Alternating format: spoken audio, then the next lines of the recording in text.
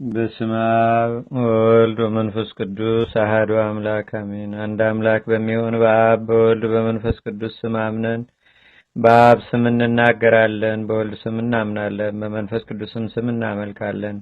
በስመ አብ አብሎክሶን ማለት ለመናገር መብት ይሰጠኝ ማለት ነውና የእግዚአብሔር አብ ባለሟሎች ቸሮች አማላጆች የምትሆኑ እግዚአብሔር ልቦናችንን አይኖች ብርሃን ያደርግልን ዘንድ አሳስቡልን። እግዚአብሔር ያከበረው ቸር የአብ የወልድ የመንፈስ ቅዱስ ተክል የሚሆን ተክለ ሃይማኖት ከሰራው ከብዙ ስራው ጥቂት እንነግራችሁም ዘንድ እግዚአብሔር ወዳጅ ሰማይን እንደ ጣሪያ ምድርን በውሃ ላይ እንደ ስጋጃ የዘረጋት እርሱ ድንቅ ረቂቅ የሚሆን የጌትነቱን ምስጢር እንናገር ዘንድ አዎን አይነ ልቦናችንን ብሩህ ያድርግልን። መጉደል ከሌለበት ከጌትነቱ ባህር ቀርተህም ታረካን ዘንድ ማለት ፈጽመህም ትነግረን ዘንድ ታስተምረንም ዘንድ በበጎ ስራ የሚጋደል የአባታችን የክቡር ተክለ ሃይማኖትን ነገርም ትነግረን ዘንድ ብሩህ በሚሆን በጌትነቱ እውቀት ልቦናህን ብሩህ ያድርግልህ በእውነት ለዘላለሙ። በባህሪ በህልውና አንድ በሚሆኑ በሶስቱ ስም እናምናለን ማለት ቅድመ ዓለም ከአብ ያለ እናት መወለዱን እናምናለን እንረዳለን። በእምነታችንም እንጸናለን ማለት ነው። በሰማያት ከመፈጠራቸው አስቀድሞ ክቡር የሚሆን የአብ ባህሪ ልጁ ዘመን ሳይቆጠርለት ከጌትነቱ ጽናት የተነሳ ከሌላ ባህሪ ያልተገኘ በስሙ ማመናችንን ያጸናልን ዘንድ በፍቅሩ ፍላጻም አነቃቅቶ በልቦናችንንም ያነሳሳው ዘንድ በወልድ ያመናችሁ በሉ አጥብቃችሁ ለምኑልን። አባታችን ተክለ ሃይማኖት ለብዙ ዘመን የሰራውንም ለመናገር እንችል ዘንድ በእውነት ለዘላለሙ ቅድመ ዓለም ከአብ ያለ እናት የተወለደ ከመቤታችን ለመወለዱ ዘራብሲ ተቀድሞት ያልተገኘ የባህሪ ልጁ እሱ ሃይማኖታችንን ያጽናልን። በነቢያት ይወርዳል ይወለዳል ተብሎ የተነገረ እርሱ ሐዋርያት ወረደ ተወለደ ብለው የሚያስተማሩለት እርሱ በመንፈስ ቅዱስ መሰንቆ ቃኝነት የብፁዕ አባታችን የተክለ ሃይማኖትንም ሥርዓት ነግረን ዘንድ የተዘጋ የልቦናህንም በር ይክፈትልህ።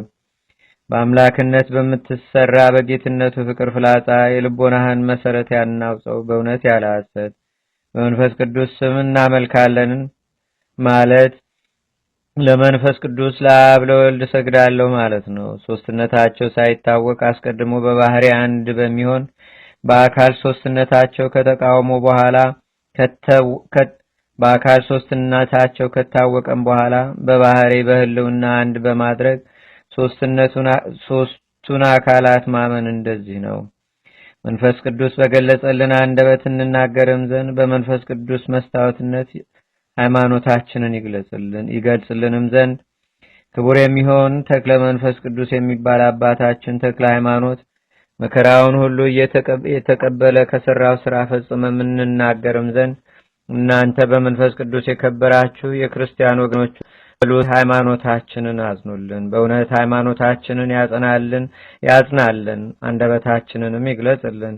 መንፈስ ቅዱስ በእኛ ላይ አድሮ ይናገር። በሰናወር 72 ቋንቋ የገለጸ መንፈስ ቅዱስ ነውና በሐዋርያት ላይ አድሮ በ72 ቋንቋ ያናገረ መንፈስ ቅዱስ ነውና በእሳት አምሳል ያደረባቸው 72 ቋንቋ የገለጸላቸው መንፈስ ቅዱስ ነውና እኛ የእግዚአብሔር ወዳጅ ለኛም ለእናንተም እንደነርሱ እርሱ መንፈስ ቅዱስ ይግለጽልን በእውነት ያለ ሐሰት የተሰወረ ስራውንና ፍጹም የሆነ ስነ ምግባሩን ይገልጽልን ዘንድ በሶስቱ ስም አምኖ እየተቀዳደመ የስራውንም ፍጹምነት ይገልጽልን ዘንድ ይህ ክቡር አባታችን ተክለ ሃይማኖትም ከኛ ጋራ ለዘላለሙ በመዓልትም በሌሊትም በረድኤትም አይለየን።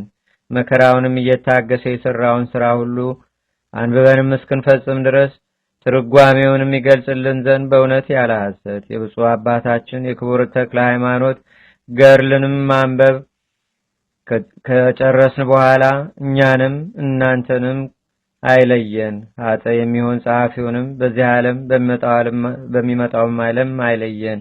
ለዘላለሙ በእውነት ይሁን ይደረግልን አሜን። አባታችን አቡነ ተክለ ሃይማኖት ከሰራው በዕለተ ረቡዕ ከሚነበብ በከፊል እናሰማለን። ከ3 ዓመት በኋላ በዚህ ገዳም ሳለ 3 ጊዜ ተክለ ሃይማኖት ብሎ ከሰማይ ቃል ጠራው። ክቡር አባታችንም አቤቱ እኔ ባሪያህ አለው። የእግዚአብሔር ቃል እንደሆነ አውቋልና እንደ ቀድሞ ብዙ ምርኮ ታገባለኝ ዘንድ እንግዲህ ተነስተ ወደ ዳሞት ሂድ አለው። ብዙዎችን ሰዎች ከአምልኮ ጣዖት ወደ አምልኮተ እግዚአብሔር ትመልሳቸዋለህና። በዚህም ባለህበት ቦታ በመንፈስ ቅዱስ በሚወለድህ በልጅህ በታዲዮስ እጅ ታላቅ ገዳም ይሰራል። ከጥቂት ቀን በኋላም ወደ ቤትህ ትመለሳለህ። እየተጋደልህ በሰራው ስለ ፍጹም ድካምህም በዚህ ቦታ ሴቶችም ወንዶችም ልጆች ይበዛሉ ብሎት የሚናገረው ቃል ዝም አለ። መዋዕለ ጾሙን ከፈጸመ በኋላ አባታችን ተክለ ሃይማኖት ተመልሶ ወደ ሀገር ገብቶ የከተታን ሰዎች ሁሉ ሰብስቦ እኔ ፈጣሪ ወደ አዘዘኝ ቦታ ሄዳለሁና ባስተማርኋችሁ ትምህርት ክርስቶስን በማመን ጸንታችሁ ኑሩ፣ እርሱ ቢፈቅድልኝ ኋላ ወደ እናንተ መለሳለሁ አላቸው። የሀገሩ ሰዎችም ሁሉ አባታችን ሆይ ለማን ጥለህን ትሄዳለህ? አዲስ አማኝ ነንና ከሃይማኖት ዝናብ ማን ያጠጣናል? ከሚያቃጥል ከቆላ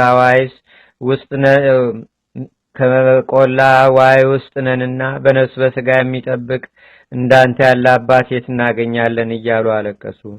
አባታችን ተክለ ሃይማኖትም የፈጣሪን ትእዛዝ ላፈርስ ይቻለኛልን? ልቦናዬንስ ለምን ትሰብሩታላችሁ? እናንተስ እግዚአብሔርን በማምለክ ጸንታችሁ ኑሩ፣ እርሱ የምትወዱትን ሊያደርግላችኋል። በእግዚአብሔር ያመነ ማንም አያጣምና አላቸው። በስሙ የሚያመነን ሰው ክፉ ነገር አያገኘውምና በመከራ ይፈትኑታል፣ ከመከራው ይድናል እንጂ። እግዚአብሔርን በአምልኮ ፈልጉ፣ ጸንታችሁ ትኖራላችሁ። ሁልጊዜ ገጸ ረድኤቱን ፈልጉ፣ በፍጹም ልቦናችሁ ውደዱት። በፍጹም ሰውነታችሁ እግዚአብሔርን እንዲህ እየወደዳችሁ እናንተም እርስ በርሳችሁ ተፋቀሩ። እርስ በርሳችሁ በመዋደዳችሁ የክርስቶስ ወገኖች እንደሆናችሁ ሁሉ ያውቃችኋል። ጸብ ክርክር ካላችሁ ግን ስራችሁ የቀና ይሁን። ከእናንተ አንዱስ እንኳን ርኩሳን ለሚሆኑ ለጣዖታት የሚሰግድ አይኖር። በእሳት የሚያሟርት መድኃኒት የሚቀምም የሚያስጠነቁል የሚያሟርት መድኃኒተኛ ሟርተኛ ሙት በመጥራት ሙት በማስተናት ሙት በመጠየቅ ድዳ ደንቆሮን በመጠየቅ ይህን ሁሉ የሚሰራ ሰው በእግዚአብሔር ዘንድ ርኩስ ነውና አስቀድሞ ያስተማርኳችሁን ጠብቁ። የእግዚአብሔርን ሕግ ከመጠበቅ የሚጣፍጥ የሚጥምም የለም፣ ስሙንም ከመፍራት የሚሻል የለምና ነገሬን ኋላ ታገኙታላችሁ አላቸው። በስጋ ብትለየን በመንፈስ አትለየን፣ በእግዚአብሔር ዘንድ መመኪያህ ነንና። ይህን ብለው ጽኑ ልቅሶ እያለቀሱ ሸኝተው ሰደዱት። አባታችንም ጎዳናውን ይዞ ሄደ። ድም ለእጁ በትር ለእግሩ ጫማ አልያዘ። በዚያ ቀን ባደረበት ቦታ ጌታችን ኢየሱስ ክርስቶስ ታይቶ ተነጋገረው። ወዳጄ ተክለ ሃይማኖት እኔ ካንተ ጋር ስላለው በሄድክበትም ሁሉ አትፍራ፣ ወደምትሄድበት ሁሉ የምትቀመጥበት የብርሃን ሰረገላ ይሆንልህ። ወንጌልን እያስተማርክ ሕዝቡን በእኔ ስም አሳምን። ይህንም ከነገረው በኋላ ከሱ ተሰወረ። ከዚያች ቀን ጀምሮ በሰረገላ ብርሃን እየተቀመጠ ይሄድ ጀመረ። ጌትነቱን የምትናገር ወንጌልን የሸዋ ክፍለ ሀገር ሁሉ እየዞረ አስተማረ። ወደ እነ ስድስት የወርዱ ዊፋት ወደሚባል ወደ ታላቅ ተራራም ደረሰ። ስለርሱም በሰማች ጊዜ ወደ ተራራው በወጣ ጊዜም በላይ አጋንንት ሲደነፉ አገኛቸው። ድምጻቸው ወደ ሰልፍ እንደሚገባ እንደ ፈረስ ኮቴ ነው፣ እንደ ውሻ እንደ ጎርጥ ይጯጯሃል። አባታችን ተክለ ሃይማኖትም ወደ እርሱ እስኪደርሱ ዝም አላቸው፣ ጊዜው መሽቶ ነበርና። የአገሩም ሰዎች ያመልኳቸው ይሰግዱላቸው ነበር። ወደ እርሱ በደረሱም ጊዜ በመስቀል አማሰባቸው። ሁሉም በነፋስ ፊት እንዳለ ጢስ በነው ጠፉ። ብፁዕ አባታችን ግን ሌቱን ሁሉ በጸሎት በምስጋና አደረ። በነጋም ጊዜ የአገሩ ሰዎች እንደ ልማዳቸው ልዩ ልዩ የሆነ ምግብና መጠጥ እንዲሁም ያርዱላቸው ዘንድ ላሞች በመተው ብፁዕ አባታችን ወዳለበት ወደ ተራራው ከዚያ በደረሱ ጊዜ ይሰግዱ ጀመር። ብፁዕ አባታችንም እሊህ ሰዎች የሚያደርጉትን ያይ ዘንድ ተነሳና ለአጋንንት ሲሰግዱ አያቸው። በመንፈስ ቅዱስ ፍቅር እሳትነት ልቦናውም ነደደ። በአራቱ ማዕዘን በመስቀል እያማሰበ በስመ አብ ወወልድ ወመንፈስ ቅዱስ ብሎ አሰምቶ ተናገረ። እሊህም ሰዎች ግሩም ከሚሆን ከቃሉ ጽሕፈት የተነሳ ደንግጠው እንደ ድንጋይ ሆኑ። ብፁዕ አባታችንም ሰማይን ምድርን በሰማይ በምድርም ያለውን ሁሉ ለፈጠረ ለእግዚአብሔር መስገድ ትታችሁ ለርኩሳን አጋንንት ለምን ትሰግዳላችሁ? አላቸው። እነርሱም በፍጹም ፍርሃት ደንግጠው አቤቱ ከሆነ ጀምሮ እንዲህ ያለ ስም የሰማንበት ጊዜ የለም አሉት። ብፁዕ አባታችንም ቀድሞስ ያለ እውቀት አደረጋችሁ፣ ዛሬ ግን እንዳትጠፉ ለእግዚአብሔር ስገዱ። በርኩሳን አጋንንት የሚሰዋ ሁሉ ከወገኑ ካራ ፈጽሞ ይጠፋልና አላቸው። ብንተውም ፈጣሪያችን ዝም ይለናልን? በዚህ ካሰገድንለት ካስተዋንለት ወንዶችን ሴቶችንም ልጆቻችንን ይገልብናል፣ ገንዘባችንን ሁሉ አገራችንንም ያጠፋብናል። ስለዚህ እንገዛለታለን አሉት። አባታችንም ተክለ ሃይማኖት እኔ ያየው ዘንድ ወዴት አለ አላቸው። በሌሊት ነው እንጂ ቀን አይታይም አሉት። ብፁዕ አባታችንም በእውነት በጨለማ ይታይ ይሆናል፣ ስራው ክፉ የሆነ ብርሃንን ይጠላል፣ ስራውም እንዳይገለጽበት ወደ ብርሃን አይመጣምና። ስራው በጎ የሆነ ግን ወደ ብርሃን ይመጣል፣ ስራው ይገለጽለታል። ሁለንተናው ጨለማ እንደሆነ በዚህ ወቅት ዳግመኛስ ወደ እናንተ የሚመጣበት ጊዜ በአምላካላችሁ መድኃኒታችን በኢየሱስ እሳት ለብሶ በጅብ ተቀምጦ እንደ ክረምት ነጎድጓድ እያሰማ ይመጣል።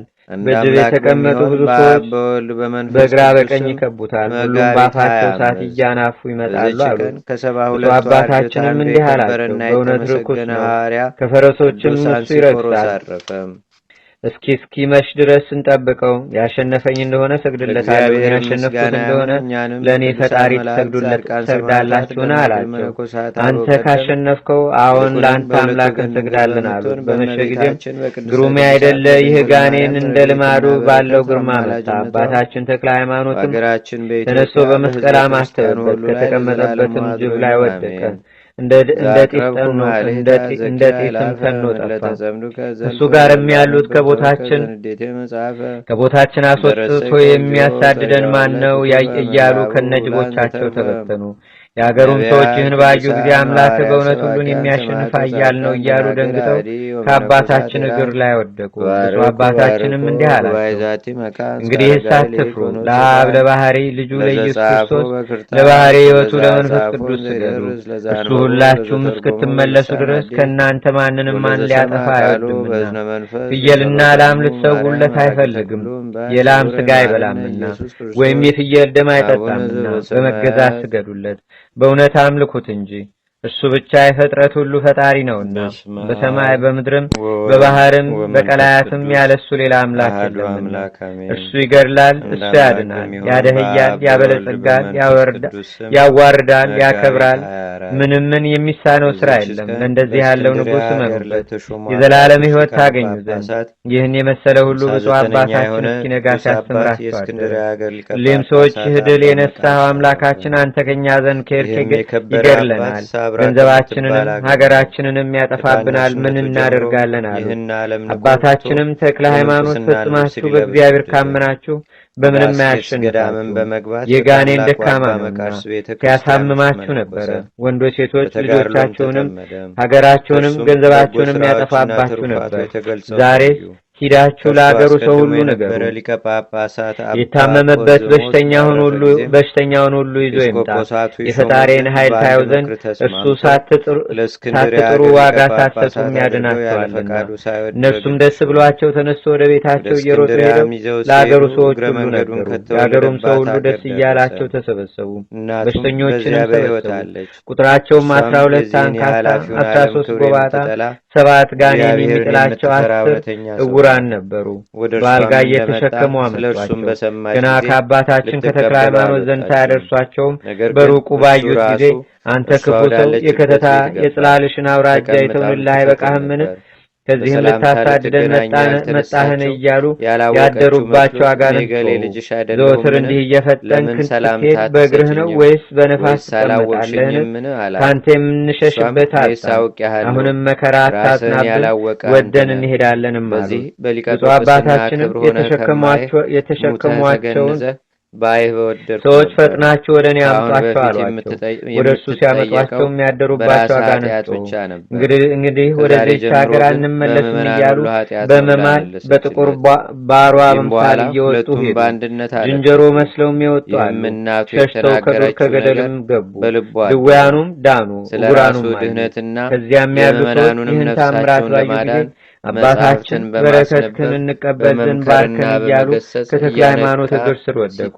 እኔስ በፈጣሪ ስም አምናችሁ ሳትጠመቁ በረከትን አልሰጣችሁም፣ የአጋንንት ወገኖች ናችሁና አላቸው።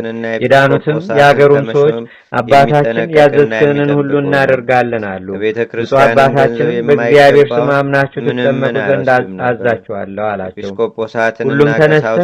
ሁሉም ተነስተህ አጥምቀን አሉትና በአብ በወልድ በመንፈስ ቅዱስ ስም አጠመቃቸው። ቤተ ክርስቲያንን ስሩ ብሎ አዘዛቸውና ሰሩ። በውስጧም የጌታችንና የአምላካችን የመድኃኒታችን የኢየሱስ ክርስቶስ ቅዱስ ሥጋውን ክቡር ደሙን አቀበላቸው። በዚህም ጊዜ ቅዱስ ሚካኤል በዲያቆን አምሳል ይራተው ነበር። በእነርሱ ዘንድ ልዩ ሦስት የሚሆኑ የሥላሴን ሃይማኖትም እያስተማረ 9 ወር ተቀመጠ።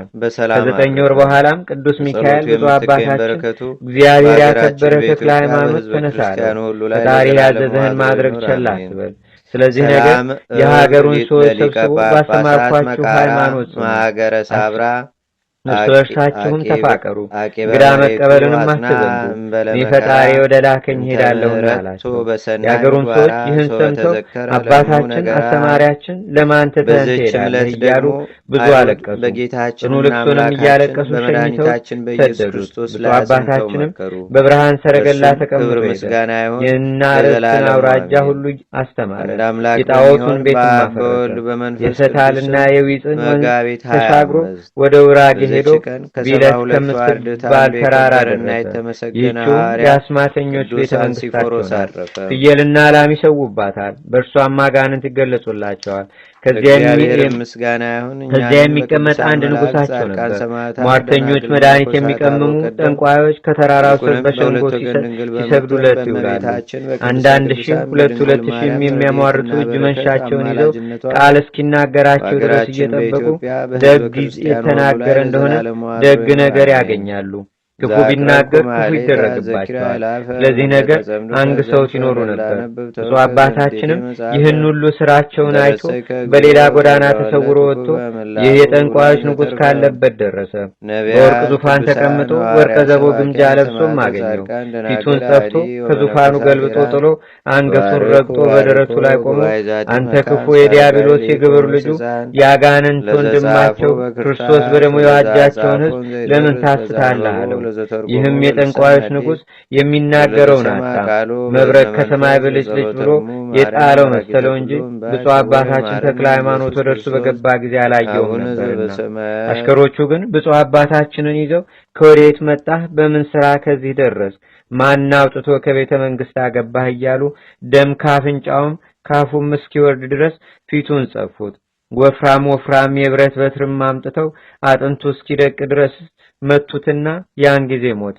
የዱር አራዊት ይብሉትም ብለው በድኑን አንስተው ከተራራው ስር ጣሉት። ቅዱስ ሚካኤልም መጥቶ ተክለ ሃይማኖት ጉዳት የለብህም ተነስ ብሎ ጠራው። ብፁዕ አባታችንም የተኛ ሰው እንዲነሳ ፈጥኖ ተነሳ። ቁስሉንም ዳሶ ከደዌው አዳነው። መከራ ፈጽሞ እንዳላገኘውም ሆኖ ዳነ። ይህንንም ሟርተኛ አንተ ድል ታደርገዋለህና ሂደህ ተዋጋው አለው። ብፁዕ አባታችንም በመንፈስ ኃይል ጎልምሶ ሄዶ ወደ ተራራ ላይ ወጣና ይህን የጠንቋዮቹን ንጉሥ በወርቅ ዙፋን ተቀምጦ አገኘው። ይህ የጠንቋዮቹ ንጉሥ ግን አባታችን ቅዱስ ተክለ ሃይማኖት ወደሱ ሲገባ አያየውም፣ ፊቱን ሲመታው ያየዋል እንጂ። በዚያችም ቀን ዳግመኛ አባታችን ተክለ ሃይማኖት ንጉሳቸውን ፊቱን ጸፍቶ ከዙፋኑ ጣለው። አልጋውንም አንስቶ በላዩ ሰበረው። ይኸውም የጠንቋዮች ንጉሥ አሽከሮቹን እንሆ የትናንትና ሰው ሲገለኝ ለምን ዝም ትላላችሁ እያለ ጮኸ። ባሮቹም በወዲያና በወዲህ እየሮጡ ቢገቡ ብፁዕ አባታችን ተክለ ሃይማኖት ጌታቸውን ሲመታ አገኙት። ፈጥነውም ይዘውት የብረት አለንጋ አምጥተው ብፁዕ አባታችን ተክለ ሃይማኖትን የጎኑ አጥንት እስኪታይ ድረስ ገረፉት። ዛሬስ አንግደለው እስኪ ቀርሞ እንመርምረው ተባባሉና ከወዴት መጣ? አገርህስ ወዴት ነው? ስራስ ምንድነው? ትላንት አልገደልንህምን? ዛሬ ማን አስነሳ? ከኛ መድኃኒት ያንተ መድኃኒት ይበልጣልን? አሉት። አባታችን ተክለ ሃይማኖትም በእውነት ከናንተ ፈጣሪ የኔ ፈጣሪ ይጸናል። እኔ መድኃኒት አላውቅም፣ የናንተን መድኃኒት ላጠፋ መጥቻለሁ እንጂ አላቸው። አገርህስ ወዴት ነው? አሉት። አባታችን ተክለ ሃይማኖትም አገሬን ለውሻ እናገራለሁን? ነገር ግን ውሾች ከናንተ ይሻላሉ ጌታቸውን ያውቃሉና አላቸው። ይህን ባላቸው ጊዜም የውስጥ ዕቃው እስኪታይ ድረስ ሁለተኛ ገረፉት። ደሙም እንደሚፈስ ውሃ ወረደ። አካሉም እንደ ስጋ ተቆራረጠ፣ ለመሞትም ደረሰ። አንስተውም ወደ ገደል ጣሉት። ቅዱስ ሚካኤል ግን እንደ ቀድሞ ፈጥኖ አነሳው። እንዲህ እያደረገ እስከ 40 ቀን ድረስ ከነርሱ ልዩ ልዩ የሆነ መከራን እየተቀበለ ተቀመጠ። በእኒህም በ40 ቀኖች እህል ውሃ አልቀመሰም። ብዙ መከራም ደረሰበት። ከነዚህ ከክፉ ሰዎችም የደረሱበት ረሃብ፣ ጽም፣ መመታት፣ መገረፍም ናቸው። ወደ ድህነት ጎዳና ሊመልሳቸውም ቢጥርም እነርሱ ከክፉ ስራቸው ሊመለሱ አልቻሉም። ከ40 ቀንም በኋላም ብፁዕ አባታችን እንደ ደረቅ ድንጋይ የህሊናቸውን ጽናት የልቦናቸውንም መወፈር አይቶ ወደ እግዚአብሔር ለመነ። ጌታዬና አምላኬ ኢየሱስ ክርስቶስ በሀገሬ ሳለሁ የታየኸኝ አንተ ነህ። አዲስ ሐዋርያ አድርጌሃለሁ፣ ወደ አዲስ አማኞችም እልክሃለሁ ያልከኝም አንተ ነህ። እኔ በሚሄድበትም በማድርበትም በትእዛዝ ጸንቼ እቀመጣለሁ እያለ ለመነ። ዛሬም አንተን ወደማያውቁ ህዝብ ደረሱ። ብዙ አከፉብኝ። እኔም አንተ እያጸናኸኝ በስምህ ስለተጠራው ብዙ መከራ ተቀበልኩ። ዛሬ ግን ብዙ ታመምኩ። ከእውነት ከወጡ ከነዚህ ሰዎች ፈርድህ አድነኝ። እንደ አቤሮንና እንደ ዳታንም ተከፍታ ትውጣቸው ዘንድ ምድርን ዘዛት። እንደ ቆሬ ልጆች ከተማ እሳትም ታቃጥላቸው ዘንድ በእነሱ ላይ ኃይልህን ግለጥ። የጋለ ቃልህ ግን ለኔ ለባሪያ ይከራከርልኝ እያለ ጸለየ። እንዲህ እያለ ከጸለየ በኋላ ወደ ተራራው ወጣ። ከየሀገሩ ሁሉ የተሰበሰቡት ጠንቋዮች አንድ ወገን ሆነው ለንጉሳቸው ሲሰግዱ አገኛቸው። ብፁዕ አባታችን ተክለ ሃይማኖትም ከመካከላቸው ገብቶ ቆመና አንቺ ምድር እኒህን ክፉዎች ሰዎች ተከፍተሽ ትውጫቸው ዘንድ በእኔ ቃል አይደለ በእግዚአብሔር ቃል አዝዤሻለሁ እያለ አሰምቶ ተናገረ። ወዲያውም ተከፍታ ጠንቋዮቹን ሁሉ ከካህዲ ንጉሳቸው ጋር ዋጠቻቸውና አንደኛቸውን ወደ ሲኦል ወረዱ። ብፁዕ አባታችንም ይህን አይቶ እግዚአብሔርን አመሰገነ። ገጸ ረድኤት በእኛ ላይ ተገለጸ። ዛሬ ልቦናዬን ደስ አሰኘው። በእውነት የአማልክት ፈጣሪ አንተ ነህ፣ የነገስታት ገዥም አንተ ነህ። ብፁዕ አባታችን ተክለ ሃይማኖትም በተራራው እንዲህ እያለ ወደ ጠንቋዮቹ ማደሪያ ሲመላለስ በብርና በወርቅ የተሰሩ ጣዖቶችን አገኘና ድንጋይ አንስቶ ቀጠቀጣቸው። የሚሰውበትንም ሁሉ አፈረሰ። ብፁዕ አባታችንም ከመሸ በኋላ ከታላላቆች ዛፎች በአንዲቱ ዛፍ አጠገብ ቆሞ ጸለየ። በዚያ ሲጸልይ ስፍር ቁጥር የሌላቸው እልፍ አእላፍ አጋንንት መጡ። ብፁዕ አባታችን ተክለ ሃይማኖትም የሚያደርጉትን ያይ ዘንድ ዝም አለ። ሁሉም የተውኑልህ የሸዋ ምድር አልበቃህምን ብለው ጮሁ። ከዚህም እንዳመልኩብን ልትከለክለን መጣህን? እኛም ሳንገልህ አንተውህም ብለው ድንጋይ አንስተው ብፁዕ አባታችን ተክለ ሃይማኖትን አጥንቱ እስኪደቅ ድረስ ወገሩት። ሲወግሩትም ቅዱስ ሚካኤል እንደ እሳት እየተንቦገቦገ ወርዶ በክንፉ መታቸው፣ እንደ ምድርም ትቢያ አደረጋቸው። ሁሉም አለቁ። ቅዱስ ሚካኤልም ብፁዕ አባታችን ተክለ ሃይማኖትን አንስቶ ዳሰሰው። ከመከራውም ካዳነው በኋላ አጋንንት በመጡበት ጊዜ በመስቀል አለማማተብህ ለምንድን ነው አለው። ብፁዕ አባታችንም ስጋዬን ቢገድሉ ነፍሴን ለመግደል አይቻላቸውም፣ ምን ያደርጉኛል? ነገር ግን ከኔ ጋራ በመዋጋታቸው የምስጋና ዋጋዬን ስላበዙልኝ ደስ ይለኛል እንጂ አለው።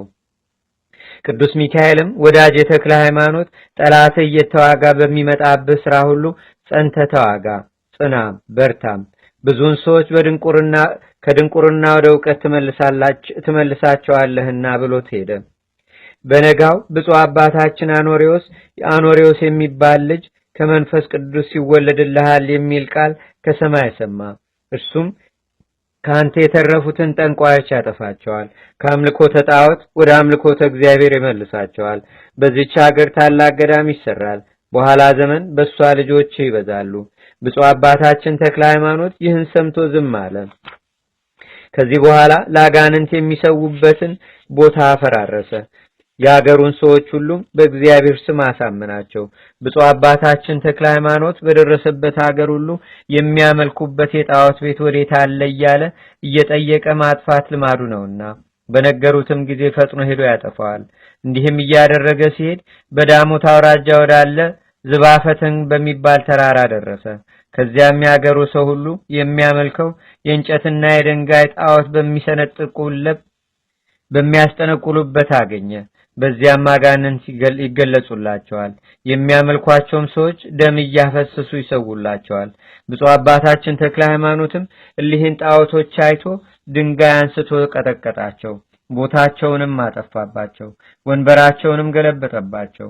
ፀሐይ በገባም ጊዜ ብፁዕ አባታችን ከዛፍ ስር ቆሞ ሲጸልይ ወደ እርሱ አጋንንት በስተው እየተንጋጉ መጡ። የተውንልህ የሸዋ ክፍለ ሀገር ሁሉ አልበቃህምን ብለው ጮኸው ተናገሩ። ከዚህም ግዛታችንን ልትከለክል መጣህን? ዛሬስ ሳንገለህ አንተውህም አሉት። እርሱን ለማስፈራራት በድንጋይ ወገሩት። የማይቻላችሁ ስትሆኑ በከንቱ ለምን ትደክማላችሁ ብሎ በመስቀል አማተበባቸው። እንደ ጢስም በነው ጠፉ። በነጋው የአገር ሽማግሌዎች ሁሉ ለጣዖቶቻቸው ይሰግዱ ዘንድ ተሰብስበው መጡ። በምድር ወድቀው አገኟቸው። ደንግጠውም ጣዖቶቻችንን ምን አገኛቸው? ማንስ ሰባበራቸው? ተባባሉ። የእግዚአብሔር ሰው ብፁዕ አባታችን ተክለ ሃይማኖትም በጌታዬ በኢየሱስ ክርስቶስ ኃይል እኔ የሰበርኳቸው አላቸው። ከኔ እጅ ራሳቸውን ማዳን ያልቻሉ እሊህ ደካሞች ሌላውን ማዳን እንደምን ይችላሉ? ትንፋሽ የሌላቸው እሊህ ድንጋዮች ምን ያደርጉላችኋል? አላቸው። እርሱን አይተው ከየት መጣህ አሉት። ብፁዕ አባታችን ተክለ ሃይማኖትም እኔ እስከ ጌታዬ ከኢየሱስ ክርስቶስ ታዝዤ የምታስቱባቸው የጣዖትን ቤት መስገጃችሁን አፈርስ ዘንድ ከሀገር የመጣሁ አላቸው። ጌታህስ ተላከ? እስኪ ከኛ እጅ ሲያድንህ እናያለን። ጣዖቶቻችንን እንዳጠፋ አንተንም እናጠፋሃለን ብለው ይዘው ደበደቡት። ነፍሱ ከስጋው ለመለየት እስኪደርስም ድረስ መከራን አጸኑበት። እኩሌቶቹ ንጉሥ የሚያመልካቸውን ጣዖቶች ሰብሯልና ንጉሡ ሳያውቅ እንግደለው አሉ። አጽንተው አሰሩት። ከነርሱ አንዱ የዳሞት ገዢ የሚሆን የቀፈረ ወርም የሚባል ሰው ወሰደው። ለዚህም ለአገረ ገዢው ጋኔን የሚጥለው ልጅ ነበረው። ይህም አገረ ገዢ ወደ ቤቱ ለመግባት ሲመለስ ልጁ ሊቀበለው ወጣ። ያን ጊዜ ጋኔኑ በሰው ሁሉ ፊት ጣለው። ሁሉም ደነገጡ። ፍስሐ ጽዮንን እኔ ካንተ ምን አለኝ ብሎ ሰይጣኑ ጮኸ። አዲሱ ስምህንስ መጥራት አይቻለኝም። መከራ ታጽናብኝ ዘንድ ከዚህ ማን አመጣ? ቀድሞ የሸዋን ክፍለ ሀገር ሁሉ ተሰውኩልህ። እሊህ አልበቁህምን? በሄድኩበት እየተከተልክ ከየሀገሩ አስወጥተህ ሰደድከኝ። ዛሬም ከዚህ መጣ። በአንድ ሀገር የማታርፍ አንተ ክፉ ሰው ከአንተ ወዴት እሸሻለሁ? ወዮልኝ! እኔና አንተ እስክትሞት ስንዋጋ እንኖራለን። ዝም ካላልክስ በሞተ ለሚ ልብ አድሬ ወደ ገደል ይጥልሃል። ከዚያ ትሞታለህ፣ እኔም ካንተ አርፋለሁ አለው። አገረ ገዢውም ይህን ነገር ሰምቶ ደንግጦ እስሩን ፈታው። ከፊቱ ወድቆም እጅ ነሳው። እግዚአብሔር የሚሉት የሰማይ ፈጣሪ አንተ ነህን? አለው። ብፁዕ አባታችን ተክለ ሃይማኖትም እኔስ እርሱን አይደለሁም፣ የማመልከው የሱ ባሪያ ነኝ እንጂ አባቴ አምላክ የሚባለው ማን ነው? ሕይወት የማገኝበት ሥራ ንገረኝ፣ ልጄንም አድንልኝ ባለው ጊዜ ብፁዕ አባታችን ተክለ ሃይማኖትም ልጅህን ባድንልህ በእኔ አምላክ ታምናለህን? አለው። አዎን ፈጽሜ አምናለሁ አለው። ብፁዕ አባታችን ተክለ ሃይማኖትም አንተ ርኩስ ሰይጣን በጌታዬ በኢየሱስ ክርስቶስ ስም ከዚህ ከብላቴና ላይ ውጣ ብሎ እጁን አንስቶ በሕፃኑ ፊት ላይ አማተበ። ወዲያውንም ግመል ዝንጀሮ መስሎ ወጣ። እኔው እወጣለሁ፣ አትንካኝ፣ በእጅህ ባለ እሳትም አታቃጥልኝ እያለ ጮኸ። ይህን ያዩ ሁሉ አደነቁ። ይህም አገረ ገዢ ደስ ብሎት ከነቤተሰቡ ከሀገሩም ሰው ጋር በብፁዕ አባታችን ተክለ ሃይማኖት ቃል በጌታችንና በአምላካችን በመድኃኒታችን በኢየሱስ ክርስቶስ ስም አመነ። በዚያች ቀንም በሶስቱ ስም አጠመቃቸው። አገረ ገዢውን ስሙን ገብረ ዋህድ አለው። ሚስቱንም ወለተ ዋህድ አላት። ልጁንም ተክለ ዋህድ አለው። ከጥቂት ቀን በኋላም አባታችን ተክለ ሃይማኖትን የያዙት የአገሩ ሰዎች ሽማግሌዎች መጥተው አገረ ገዢውን ጣዖታችንን ያጠፋ ይህን ሰው ከንጉሥ ዘንድ እስክናደርሰው አጽንተህ ጠብቅ ስላሉት ይህም ሹም ደህና አድርጌ ጠብቀዋለሁ አላቸው። ብፁዕ አባታችን ተክለ ሃይማኖትም ለዳሞት ሰዎች የክርስቶስ ወገን የምትሆን ሃይማኖትን እያስተማረና በሀገራቸው የታመሙትንም እያዳነ 3 ወር ተቀመጠ። 3 ወር ከተፈጸመ በኋላ መኳንንቱ መጥተው ገብረ ዋህድን ጠብቅ ያልንህን ሰው ስጠንና ወደ ንጉሡ እንውሰደው አሉት። እሱንስ አልሰጣችሁም፣ አብሬ ከእርሱ ጋር ሞታለሁ እንጂ አላቸው። እርሱንስ ካልሰጠህን ሁለታችሁንም ገደል እንድንሰዳችሁ ወቅ ብዙ መከራም ትቀበላላችሁ አሉት። ሊያጣሉት ሊያካስሱት ወደ ንጉሱ ፈጥነውም ሄዱ። ከንጉሱ ዘንድም በደረሱ ጊዜ ጌታችን ሆይ አንተ የምትሰግድላቸውን አማልክት የሰበረ ሰው በተራራው ላይ አግኝተን ወደ አንተ እስክናመጣው ድረስ አስረን ጠብቅ ብለን ለቀፈረ ወድም ሰጠነው። እነሆ ለእርሱ ጠበቃ ሆኖ ስጠን ብንለው ከእርሱ ጋር ሞታለሁ እንጂ እሱንስ አልሰጣችሁም አለን ብለው ከሰሱት። ንጉሥ ሆይ ያንተን አማልክት ክዷቸው እንደሆነ አናውቅም አሉት። ንጉሱም ሰምቶ እጅግ ተቆጣና ሁለቱንም አስራቸው አምጡ ብሎ ኃይለኞች አሽከሮቹን ላከ። መልእክተኞቹም ከቀፈረ ወድም ቤት በደረሱ ጊዜ ብፁዕ አባታችን ተክለ ሃይማኖትን ጋኔን ሲያወጣ የእግዚአብሔር ጌትነቱ ቸርነቱ ለሀገሩ ሰው ሁሉ ሲያስተምር አገኙትና እሱንም ገብረ ዋህድንም አስረው ወሰዷቸው። በጎዳና ሲሄዱም ገብረ ዋህድ አባታችንን ተክለ ሃይማኖትን እንግዲህ አንተ የእግዚአብሔር ወዳጅ ስማኝ ልንገርህ፣ ከሸዋ የተማረከች ስለ አንድ ሴት ፍቅር ንጉስ አእምሮን ካጣ እነሆ 25 ዘመን ነው። በጣዖቱ ስራ ሊያገባትም ወዶ ብዙ ሰንጋዎች አረደ። ሳያገባትም ለጣዖቱ ሊያሰግዳት አክብራችሁ አምጧት ብሎ አዘዘ። ከጣዖቱ ፊት በቆመች ጊዜም መብረቅ ከሰማይ ድንገት መጥቶ ሁላችን እያየን ነጥቆ ወደ ሰማይ አወጣት። ከድንጋጼውም የተነሳ ብዙ ሰዎች ሞቱ። ንጉሱም ከዚያች ቀን ጀምሮ እስከ ዛሬ ድረስ አእምሮውን አጥቶ ኖረ። ከዚህ አእምሮ ማጣት ብታድነው ይተወን ይመስለኛል፣ ይህ ካልሆነ ይገድለናል አለው። ብፁዕ አባታችን ተክለ ሃይማኖትም ገብረ ዋህድ መከራን ትፈራለህን አለ። ፈጣሪያችን በንጉሱ እጅ አይጥለንምና አትፍራ። ይህችንም ያልከኝን ሴት ነገር የእግዚአብሔር ቸርነቱን ታምራቱን ካየ በኋላ ነግርሃለሁ። ይህን እየተነጋገሩ ሄደው ከንጉሱ ዘንድ ሲደርሱ መልእክተኞቹ ለንጉሱ መጡ ብለው ነገሩት። ወደኔ አምጧቸው ብሎ አዘዘና አምጥተው ከፊቱ አቆሟቸው። ብፁዕ አባታችን ተክለ ሃይማኖትን ሀገራችንን የምታጠፋ አንተ ክፉ ሰው ሀገር ወዴት ነው ባለው ጊዜ ብፁዕ አባታችን ተክለ ሃይማኖትም አንተ ጎስቋላ አእምሮህን ያጣህ እኔን ሳታውቅ አገሬን ትጠይቀኛለህን አለው። ሞተለሚም አገርህ ወዴት ነው ወገንህስ ምንድነው አለው። ብፁዕ አባታችን ተክለ ሃይማኖትም እኔ እስከ ምስራቅ የመጣው የክርስቶስ ወገን ነኝ አለው። እርሱም ከዚህ ማን አደረሰ አለው። ብፁዕ ተክለ ሃይማኖትም በሀገርህ ያለ ጣዖትን ሁሉ ላጠፋ ጌታ ኢየሱስ ክርስቶስ ልኮኛል አለው። ንጉሱም በሰማ ጊዜ ተቆጥቶ የኔን ጣዖት የምታጠፋ አንተን ሊያመልኩ መጥተሃልን? የኔን አማልክት ባጠፋ ጊዜ እኔ የስለደኔ ልጅ አንተን አጠፋለሁ አለው።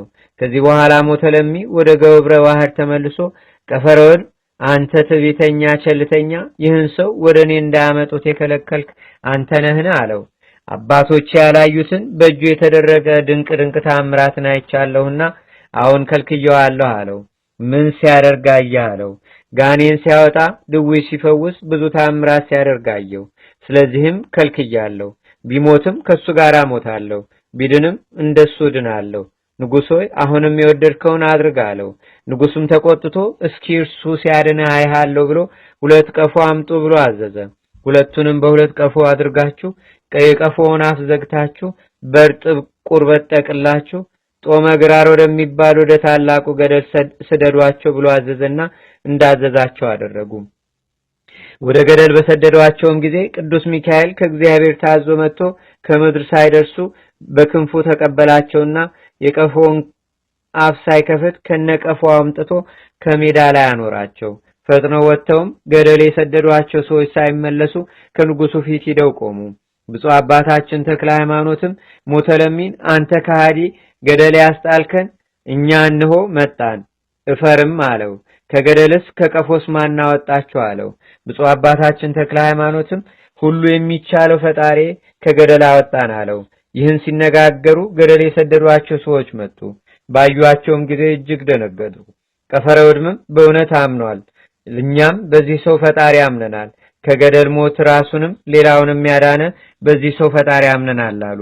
ብፁዕ አባታችን ተክለ ሃይማኖትም ፈጽማችሁ እመኑ፣ ኋላም ከዚህ የበለጠ ታያላችሁ አላቸው። ሞተለሚም እሊህ ሰዎች ሊያታልሉኝ በጎዳና ተማክረው ገደል ጣሉ ያልኳቸውን ሳይጥሉ ወደኔ መጥተዋል። በውስጣቸው አድርገው የጣሉባቸውንም ቀፎች አምጡ ብሎ አዘዘ። ቀፎቹም አፋቸው ቀድሞ እንደተዘጋ ተገኙ።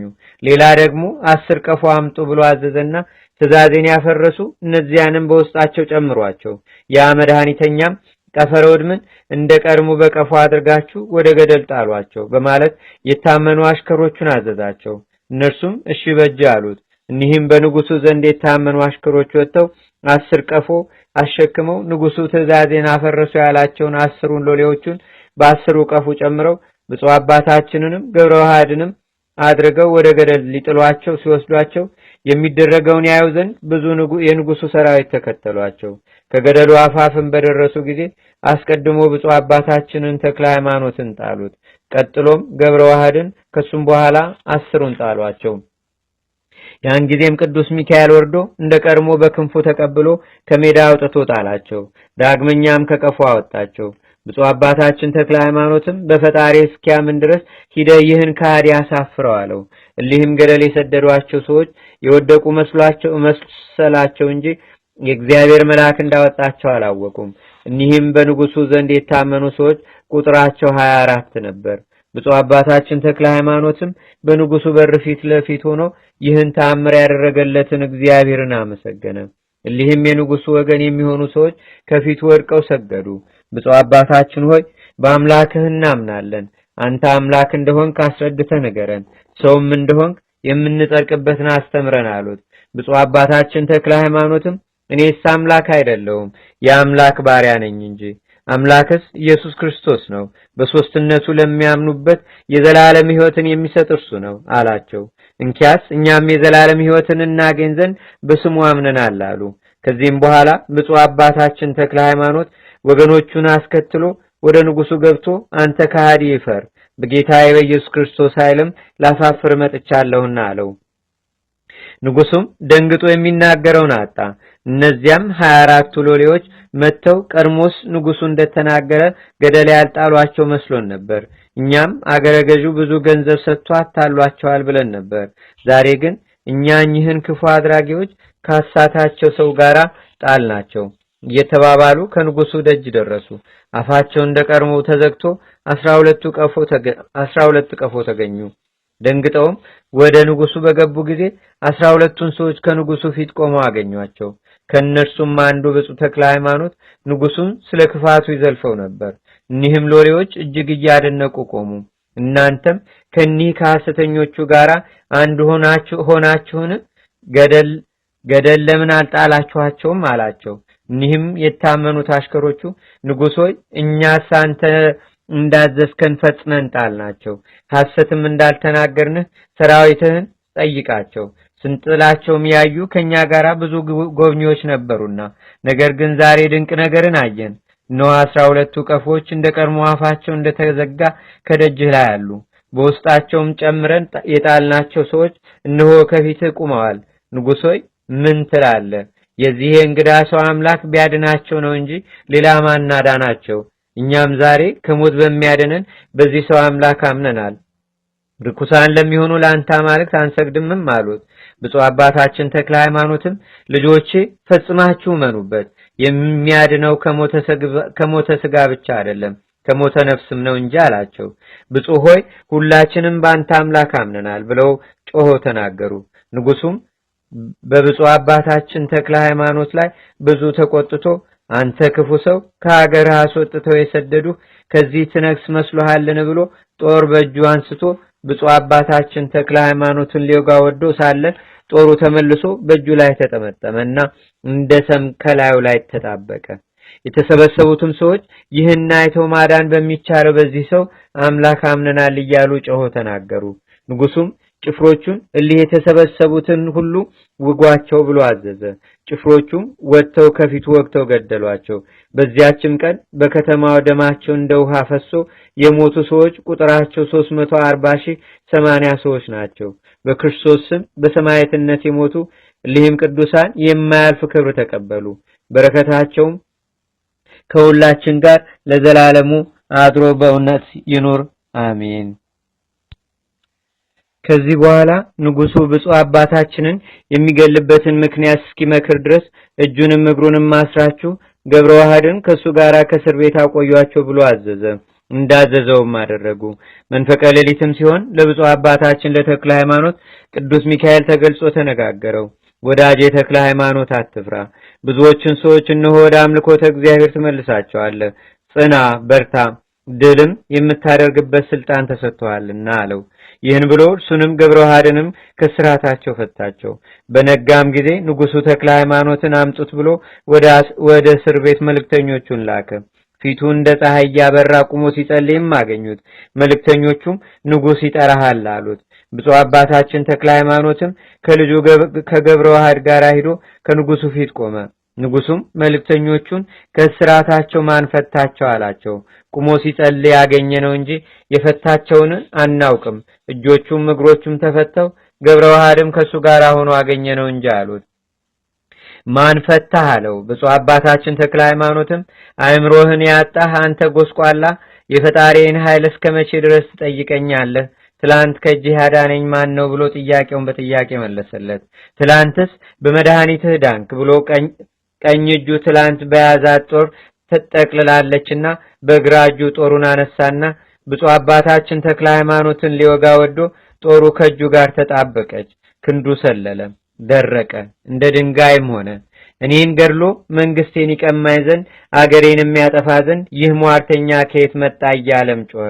ብፁዕ አባታችን ተክለ ሃይማኖትም እኔ የመጣው ልገልህ አይደለም፣ አንተንም ላድን ሀገርህንም በሃይማኖት ላንጽ ነው እንጂ መንግስትንም ውሾች እንደሚረግጡት እንዳደባባይ ጭቃ ይመስለኛል። መንግስት ይቅርና ከቤትህ ምድር ትቢያስ እንኳን አልሻም። አትጩህ፣ በፈጠረህ እመን ያድንሃልና። ይህም ባይሆን ያንተና አማልክት አድኑኝ በላቸው ባለው ጊዜ ከአማልክት በኩል በሽታ የሚያድን የቱ ነው አለ። ለሰይጣንም ከሩቅ ቆሞ ሞተ ለሚን ይህን ሰው ብትገድለው እኔ አድንህ ነበር ብሎ ጮኸ። እርሱም ግደሉት ብሎ አዘዘ። ጭፍሮቹም ይህ ሰው በምን ይሞታል? ጦርም አይገድለውም፣ ገደልም አይቀበለውም አሉት። ንጉሱም በጭንቅ ታምሜ ያለሁና ፈጥኖ የሚሞትበትን በሉ ምከሩልኝ አላቸው። ገመድ ካንገቱ አግብተው ከታላቅ ዛፍ ላይ አንቀው ይስቀሉት፣ በዚያ ይሞታል አሉት። እርሱም እንደነገራችሁኝ ፈጥናችሁ አድርጉ አላቸው። ብፁዕ አባታችንን ተክለ ሃይማኖትንም አውጥተው ካንገቱ ገመድ አግብተው አንቀው ሊሰቅሉት ወሰዱት። የንጉሱም ሰራዊት ሞቱን እናያለን ብለው ተከትለው ሄዱ። ከዛፉ ዘንድ በደረሱ ጊዜም አንድ ሰው ከዛፉ ላይ ወጥቶ በላዩ ገመድ አስሮ ብፁዕ አባታችን ተክለ ሃይማኖትን ከምድር 50 ክንድ ያህል አርቆ በዚያ ተሰቃይቶ ይሞት ብሎ ሰቀለው። ይህም ገመድ ያሰረው ሰው ሲወርድ ከዛፉ ላይ ወድቆ አጥንቱ ተሰባብሮ ክፉ ሞትን ፈጥኖ ሞተ። ዛፉ ግን የእግዚአብሔር ወዳጅ ሆይ ከላይ ወረድልኝ እንደሚል ራሱን ወደ ምድር አዘነበረ። ብፁዕ አባታችን ተክለ ሃይማኖትም ወርዶ በእግሩ ቆመ። ገመዱም ማንም ሳይፈታው ካንገቱ ወጣ። ዛፉም ተመልሶ ቀድሞ እንደነበረ ሆነ። የተሰበሰቡትም ሰዎች ይህን ታምራት አይተው ጦርና ዛፍ ለሚታዘዙለት በተክለ ሃይማኖት አምላክም አምነናል ብለው ጮኸው ተናገሩ። ብፁዕ አባታችን ተክለ ሃይማኖትም ፈጽማችሁ እመኑ፣ ከዚህ የበለጠ ኋላ ታያላችሁ። ሁሉ በሚቻለው የሚሳነው ነገር በሌለ በእንደዚህ ያለ አምላክ አምነናል አሉ። ብፁዕ አባታችን ተክለ ሃይማኖትም አቅንታችሁ ወደ ሰማይ ተመልከቱ፣ ከዚህ የበለጠ ኋላ ታያላችሁ። አቅንተው ሲመለከቱ መላእክት የብርሃን አክሊል ይዘው አዩአቸው። አባታችን ይህ የምናየው ምንድነው አሉት። እነሆ ንጉስ እናንተን ግደሏቸው ብሎ ያዛል። መላእክትም በብርሃን አክሊል ነፍሳችሁን ለመጋረድ ይዘው ይጠብቃሉ አላቸው። የተሰበሰቡትም ሰዎች ይህን ሰምተው ፈጽሞ ደስ አላቸው። በሃይማኖትም ጽኑ ጸኑ። ሂደውም ንጉሱን ይህን ስራ የኛ ሰው እንጨትም አልቻለውም፣ ሰቃዩንም ሰው ሲወርድ ዛፍ ጣለው፣ ተቀጥቅጦም ሞተ። ሰራዊትም ሁሉ በዚህ ሰው አምላክ አመኑ። ጠንቋዮቹም ንጉሱን እርሱን የምንገልበት እስክንመክር ድረስ በዚህ ሰው አምላክ ያመነውን ሁሉ ግደሉ ብለህ እዘዝ አሉት። ንጉሱም በክርስቶስ ስም ያመነ ወንዱንም ሴቱንም ሁሉ ግደሉ ብሎ አዘዘና የንጉሱ ጭፍሮች ሰይፋቸውን መዘው በክርስቶስ ያመኑትን ሁሉ ገደሏቸው። በዚያችም ቀን በሰማዕትነት የሞቱት ሰዎች ከልጅና ከሴት በቀር ቁጥራቸው 780,075 ሰዎች ሲሆኑ የሰማዕትነት አክሊልም የተቀዳጁትም ሰኔ 17 ቀን ነው። የክርስቲያን ወገኖች ይሁን ሁላችንንም የሃይማኖታቸው ጽናት ከመውደቅ ይደግፈን፣ ከኃጢአትንም ያንጻን። ይልቁንም ለሀገራችን ለኢትዮጵያ ሰላምን ጸንቶ በነጻነት ለዘላለም ትኑር አሜን። አቤቱ ጌታችንና አምላካችን መድኃኒታችን ኢየሱስ ክርስቶስ ሆይ ከብልጽግናቸው ብዛት የተነሳ ብዙ መባ ካገቡት ይልቅ የዳይቱን አነስተኛ መባ እንደተቀበል ለሁልጊዜም የሚያገለግሉ አእላፍ መላእክትን እያሳሰብን በችግራችን ጊዜ የምናቀርብልህን ምስጋና ተቀበል። ቅዱሳን ነቢያት፣ የወንጌል ሰባኪያን ሐዋርያት፣ ሰማዕታትና ጻድቃን፣ ትጉሃን መላእክትና ፍጹማን ደናግል እንዲሁም ደጋጎች መነኮሳት ሆይ ልጅ አዋቂ ሳይለይ የምንሰበሰብባትን ይህችን የጉባኤ ቦታ ባርኩ። ይህን መጽሐፍ ወረቀቱን አዘጋጅቶ ብራና ደምጾ ብዕር ቀርጾ የጻፈውና ያጻፈውን ወይም በማህተም ያሳተመውን ከግዕዝ ወደ አማርኛም የተረጎመውን ቃለ ንባቡንም በእርጋታ መንፈስና በተመስጦ ሕሊና የሰማውን ያደመጠውንም በደለኛና ሁሉን በአማላጅነቷ የምታስምር በጌታችንና በአምላካችን በመድኃኒታችን በኢየሱስ ክርስቶስ እናቱ በቅድስተ ቅዱሳን በድንግል ማርያም ጸሎት ጌታችንና አምላካችን መድኃኒታችን ኢየሱስ ክርስቶስ አገራችንን ኢትዮጵያን ሕዝበ ክርስቲያኑን ሁሉ በቸርነቱ ይጠብቀን ለዘላለሙ አሜን። አቡነ ዘበሰማያት